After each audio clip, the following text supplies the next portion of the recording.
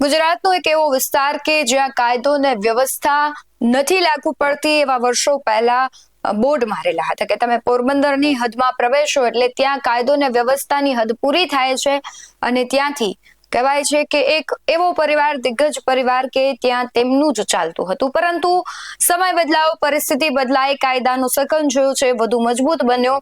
અત્યારે જાડેજા પરિવારના એક એવા મહિલા કે જે સામાજિક સેવક તરીકે તેમની છાપ હતી, પરંતુ એ લેડી ડોન છે અત્યારે છેલ્લા 13 મહિનાથી જેલમાં છે।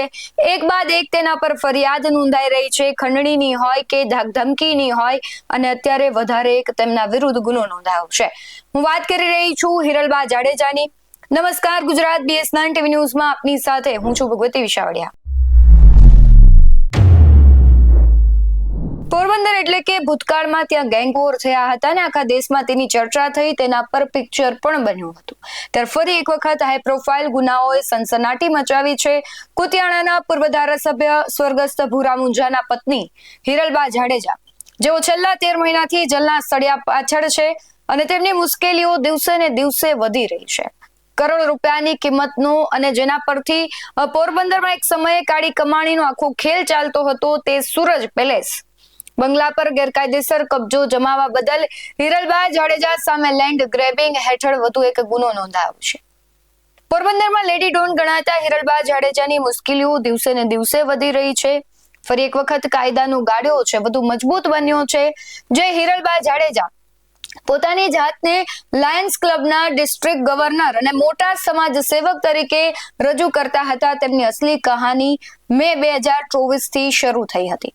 કુતિયાણાના ધારાસભ્ય કાંદલ જાડેજાના કાકી અને લેડી ડોન સંતોકબેન જાડેજાના પરિવારના સભ્ય હિરલબાનો ગુનાહિત ઇતિહાસ એટલો ચોંકાવનારો છે કે જાણીને તમે પણ ચોંકી જશો।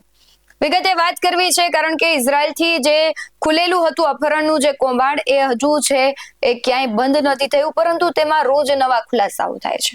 વર્ષ 2024માં ઇઝરાયલમાં વસતી લીલુબેન નામની મહિલાએ સોશિયલ મીડિયા પર એક વિડીયો વાયરલ કર્યો। હિરલબા જાડેજાએ તેના પતિ, પિતા અને 17 વર્ષના દીકરાને સૂરજ પેલેસ બંગલામાં બંધક બનાવી રાખ્યા છે અને ખંડણી માંગી રહ્યા છે એવા આક્ષેપો કર્યાને પોરબંદર પોલીસે તુરંત એક્શન લઈને હિરલબાની ધરપકડ કરી।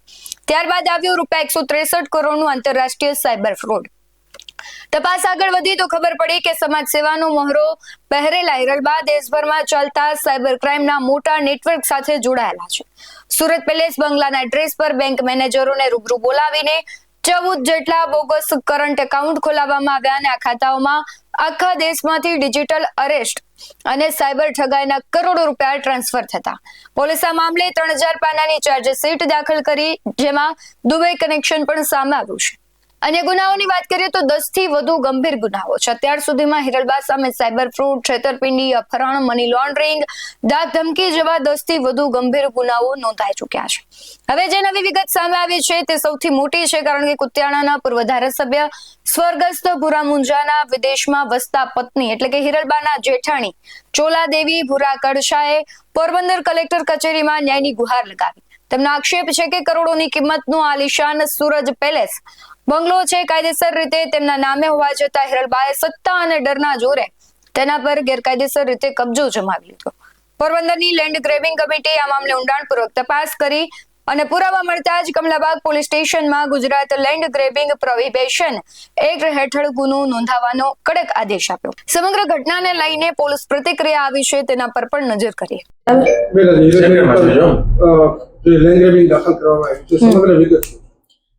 વિગતમાં એવું છે કે ચોલાબેન કરીને 70 વર્ષની આયુષ્ય એમની, અને એ હાલ લંડન રહે છે। એમના દ્વારા અરજી આપવામાં અમને આપેલ કે એમના લગ્ન 1986માં ભૂતપૂર્વ ધારાસભ્ય ભૂરાભાઈ કડછા જોડે થયેલા હતા અને 1998માં એમના નામે ઝવેરી બંગલો, જે હાલ સૂરજ પેલેસ તરીકે ઓળખાય છે, લેવામાં આવેલો હતો। ત્યારબાદ જ્યારે 2016માં પૂર્વ ધારાસભ્યનું અવસાન થયું એના આશરે 1.5 કે 2 મહિના બાદ હિરલબા જાડેજાએ આ જેમના નામે દસ્તાવેજ હતો અને ભૂતપૂર્વ ધારાસભ્યના પત્ની હતા ચોલાદેવી, એમને ડરાવી ધમકાવી અને ત્યાંથી કાઢી મૂકેલા હતા।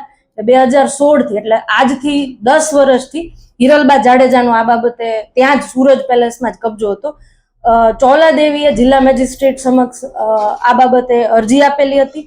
લેન્ડ ગ્રેબિંગ કમિટીએ સંપૂર્ણ ઊંડાણપૂર્વક તપાસ કરી અને પ્રોસિડિંગ્સમાં અમને ગુનો દાખલ કરવા માટેનું કહેલું હતું. સદરુ બાબતે આજરોજ સવાર 7 વાગે કમલાબાગ પોલીસ સ્ટેશનમાં લેન્ડ ગ્રેબિંગ એક્ટ 2020 ની કલમ 4(1), 4(2), 4(3) અને 5(ગ) મુજબ ગુનો દાખલ કરવામાં આવેલ છે.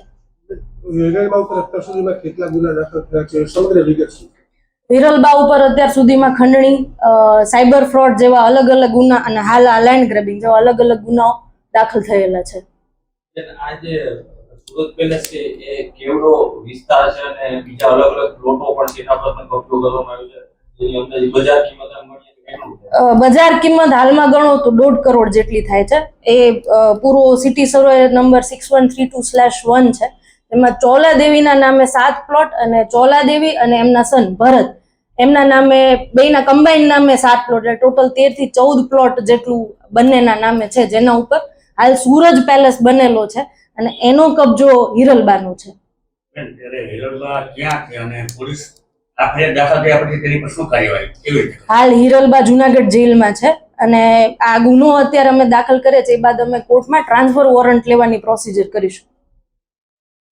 હવે સવાલ એ થઈ રહ્યો છે કે શું હિરલબા જેલમાંથી ક્યારેય બહાર આવી શકશે?